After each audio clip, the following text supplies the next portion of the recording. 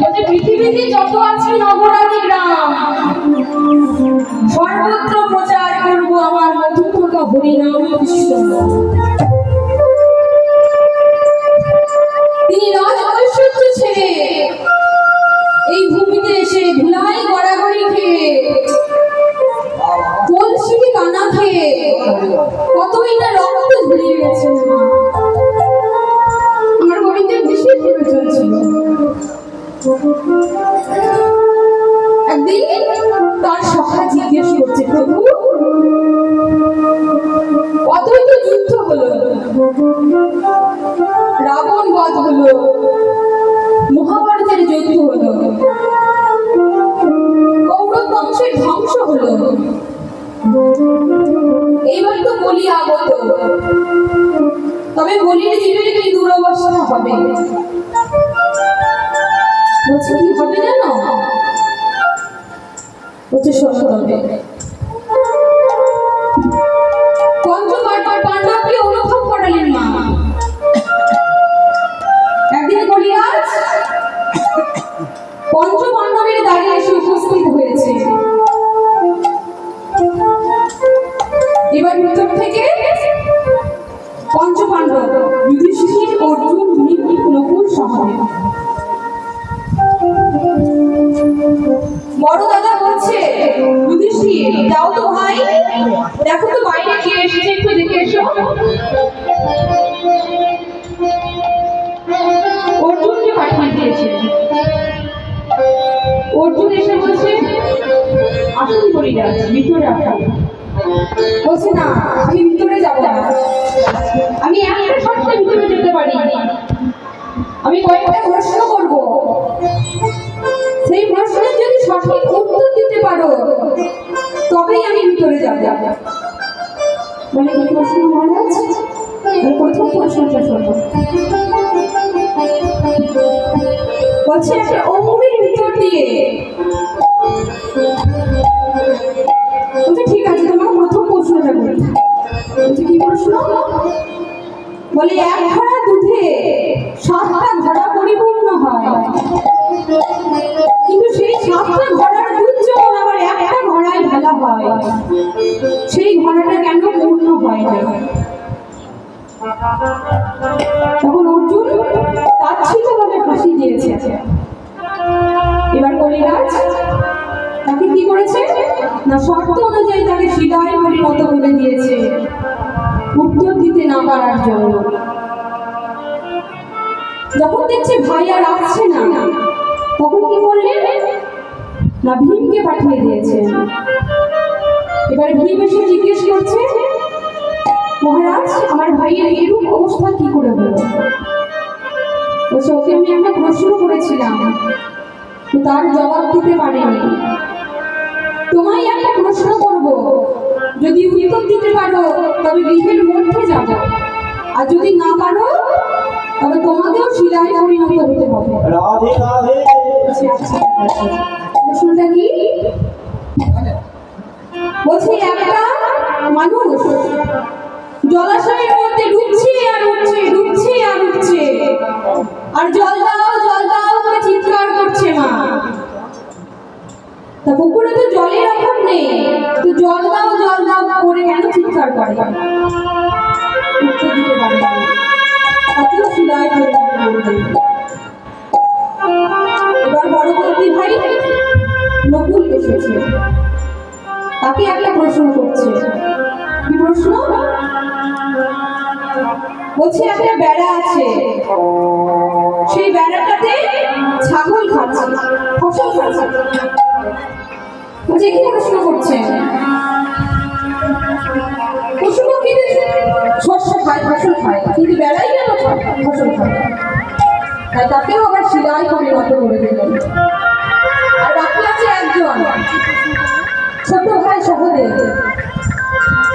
এবার সহদেব এসেছে, বলছে বলো তোমায় একটা প্রশ্ন করবো, যদি উত্তর দিতে পারো তবে তোমার গৃহে আমি যাবো প্রাসাদের মধ্যে, আর না পারলে তোমাকেও এদের মতো শিলায় পরিণত হতে হবে।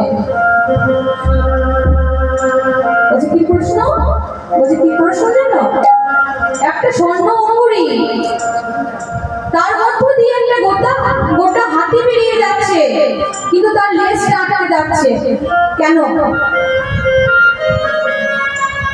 উত্তর দিতে পারিনি মা। সবাই যখন শিলায় পরিণত হয়ে গেছে, তখন ভিতর থেকে বড় ভাই যুধিষ্ঠির চিন্তায় পড়ে গেছে, বাইরে কে এমন এলো যে একটা একটা করে ভাই আমার চলে যাচ্ছে আর কেউ ফিরে আসছে না, বাইরে তবে অবশ্যই ঘটনা ঘটছে। আর যখন এলেন তখন এসে প্রণাম করছেন, বলছে কবিরাজ আপনি? বলছে হ্যাঁ। আমি তোমার ভাইদের একটা করে প্রশ্ন করেছিলাম, তার জবাব তোমার ভাইরা দিতে পারেনি। যদি তুমি উত্তরগুলো দিতে পারো তবে তোমার ভাইদেরকে পুনরায় আমি মানুষ করে দেব, আর যদি না পারো তবে আজ থেকে তুমিও শিলায় পরিণত হয়ে তারের মধ্যে শিলা আকারে থেকে যাবে।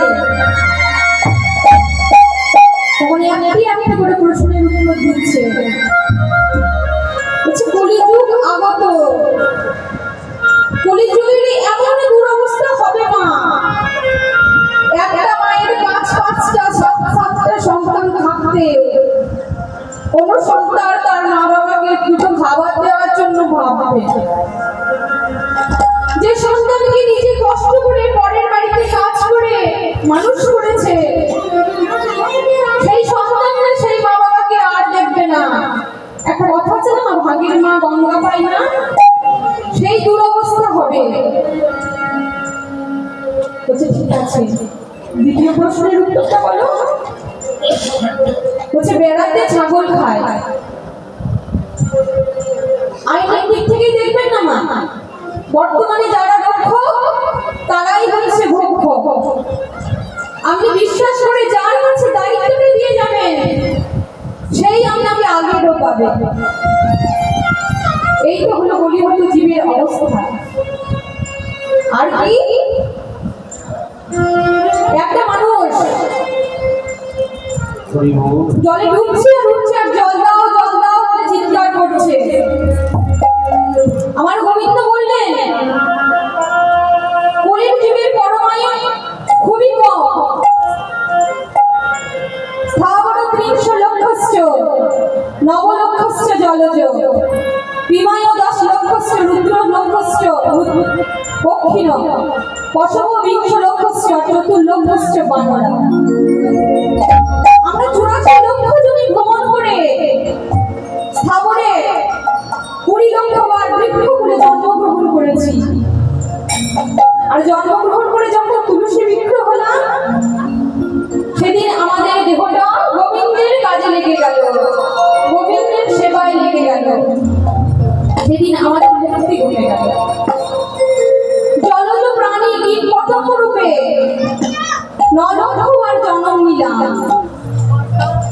যেদিন বাবা শঙ্খ হলাম, সেদিন গোবিন্দের সেবার কাজে শঙ্খ কাজে লেগে গেল, সেদিন আমাদের মুক্তি ঘটে গেল। আবার বিমায় ১০ লক্ষশ্চ ১০ লক্ষ বার আমি কীট রূপে জন্মগ্রহণ করতে করতে করতে করতে যখন নারায়ণ শিলার মধ্যে কীট রূপে জন্মগ্রহণ করলাম, সেদিনই আমাদের দেহের মুক্তি ঘটে গেল। পশব ২০ লক্ষশ্চ ২০ লক্ষ বার পশুকুলে জন্মগ্রহণ করলাম, ছাগল গরু অনেক রূপ নিয়ে জন্মগ্রহণ করার পর যখন গাভীকুলে জন্ম নিলাম, যখন গাভীর চর্ম এঁটে ত্রিফল তৈরির জন্য ব্যবহার হলো, গাভীর দুগ্ধ যখন গোবিন্দ সেবায় লাগলো, তখন আমাদের মুক্তি ঘটে গেল। আর ৪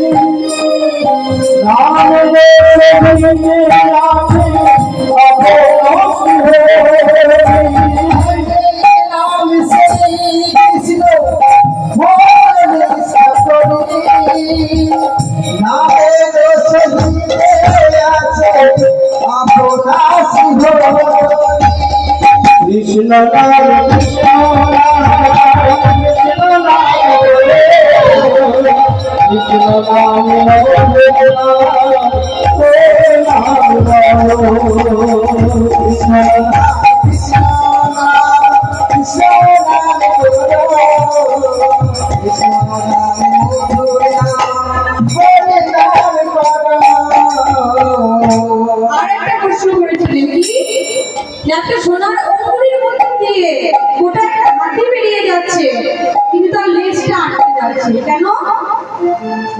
আমাদের বাড়িতে দেখবেন পুত্র কন্যার যখন বিবাহ দেবে, আত্মীয় স্বজন কত কত আত্মীয় আসবে, সবাই ভালো মন্দ খাবে, আর যখন তার পিতা মাতাকে একটু দেওয়ার সময় হয় তখন আর ভাগে কোলায় না।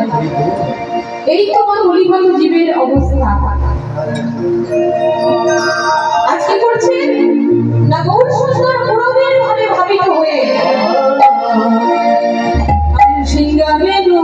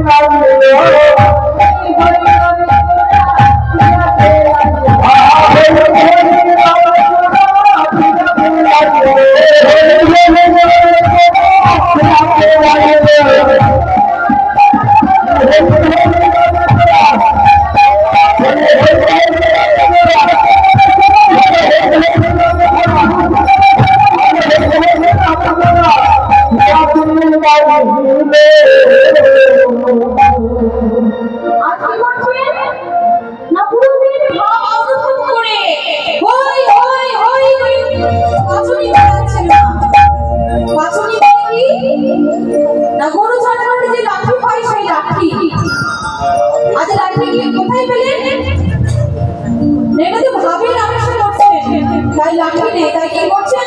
ওই অঙ্গুলি দুলাইছে, আজ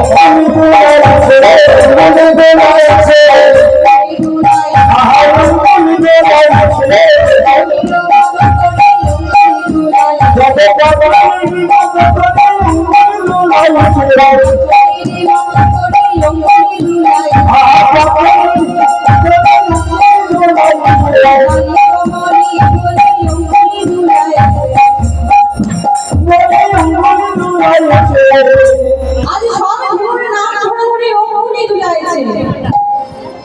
আর কি করছে? না হই হই হই বলে বাঁচুনি ফেরাচ্ছে। যেই না বলছে হই হই হই, কি বলছেন মা? বলছে আমি হই, আমি হই। বলি আমি তাড়িত হই গো,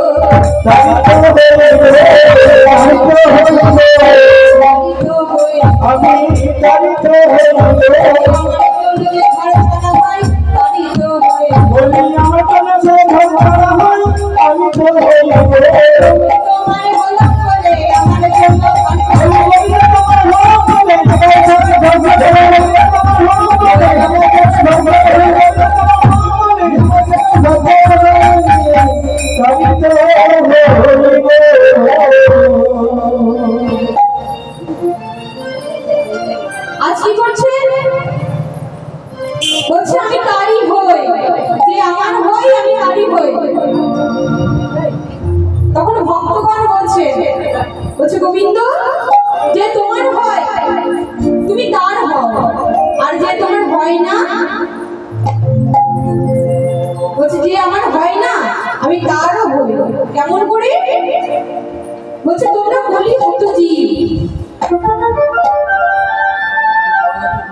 তোমরা স্বরূপের এখনো বশ করতে পারোনি, কাম ক্রোধ লোভ মদ মোহ আশ্চর্যের মায়া জালে পড়ে আছো। তাই আমি কি করবো জানো? সেই মায়ার বশ কাটিয়ে তোমাদের আমি আমার চরণে নিয়ে আসবো।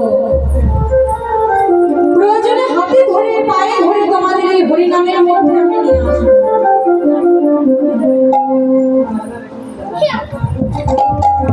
যে আমায় চাইবে আমি তার কাছেও যাব, আর যে চাইবে না আমি তারও কাছে যাব।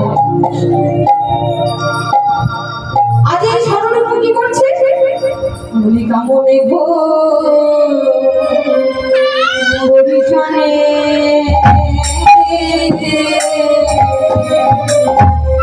আরে প্রভু বজ্র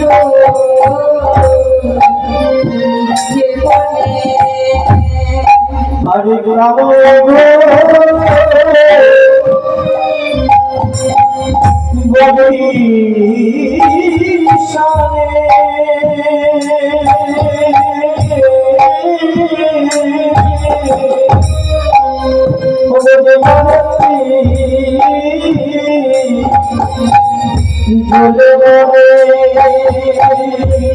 আরে লোকের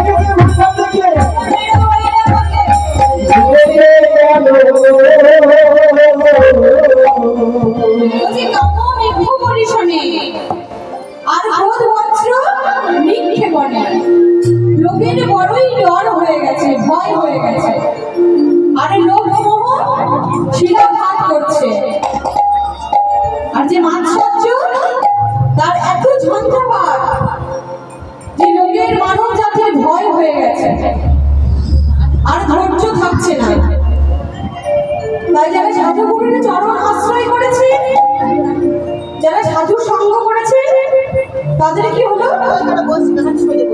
বলছে সাধু সঙ্গ সর্বশাস্ত্রে কয়, লওয়া মাত্র সাধু সঙ্গ মানুষের ব্রজ প্রাপ্তি হয়। তাই যাদের বুদ্ধি ছিল, যারা গুরুচরণ আশ্রয় করেছে, তারা কি করলো? তারা এটাকে এই স্বরূপীকে দিয়ে কাজ করিয়ে নিলেন। কেমন ভাবে? কামে কৃষ্ণ নামার বনে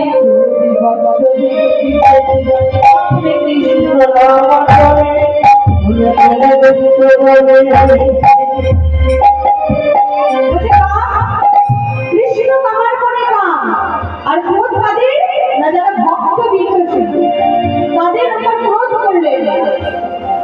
আর লোক কি? ওই লোক সাধু সঙ্গ করে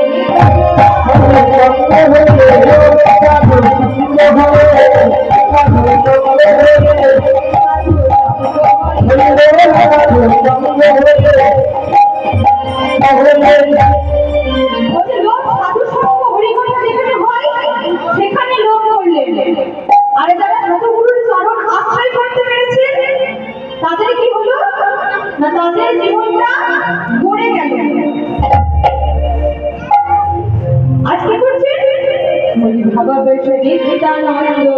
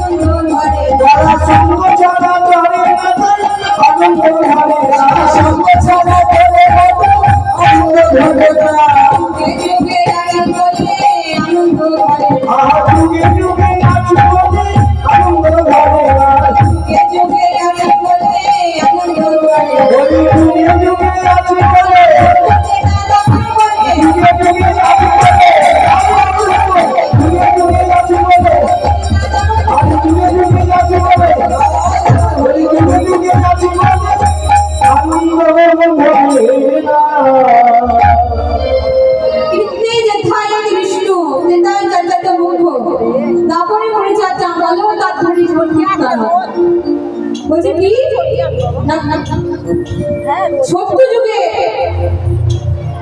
দান ধ্যান ছিল, ত্রেতা যুগে যাগযজ্ঞ ছিল, তারপরে পূজা অর্চনা ছিল। আর এই কলির যুগের পরমায়ু খুবই কম, সীমিত। 100 বছর পরমায়ু, 1 লক্ষ বছর ছিল। সেটা করে সত্য থেকে যখন তারপরে এলো তখন কত হলো না 10,000। তারপর আবার একটা শূন্য বার করে তেতায় কত হলো না 1,000। আর যখন তারপর এলো তখন মাত্র 100 বছর পরমায়ু। এই 100 বছর পরমায়ু মানুষের সংসার করতে, ছেলেপুলে মানুষ করতে, সবকিছু গোছগাছ করতেই চলে যায়। তাই একটা সহজ উপায় করে দিলেন, হরিনাম সংকীর্তনের মাধ্যমে গোবিন্দকে পাওয়ার একটা সোজা উপায় বলে দিলেন। আমরা কথা বলবেন আমরা তো হরিনাম সংকীর্তন করি, কিন্তু জলে ডুবে গেলে বাঁচার জন্য ততটা ছটফট করে, ততটা কি আপনারা ডাকতে পেরেছেন? আমরা পেরেছি না। তাই চলুন আমরা সকলে মিলে একবার জয়গান করি হরিনাম করি কবিতে। হরে কৃষ্ণ কৃষ্ণ কৃষ্ণ কৃষ্ণ হরে হরে, হরে রাম রাম রাম হরে হরে। হরে কৃষ্ণ কৃষ্ণ কৃষ্ণ রাম হরে রাম রাম রাম হরে হরে। হরে কৃষ্ণ কৃষ্ণ কৃষ্ণ কৃষ্ণ হরে হরে, হরে রাম রাম রাম হরে হরে।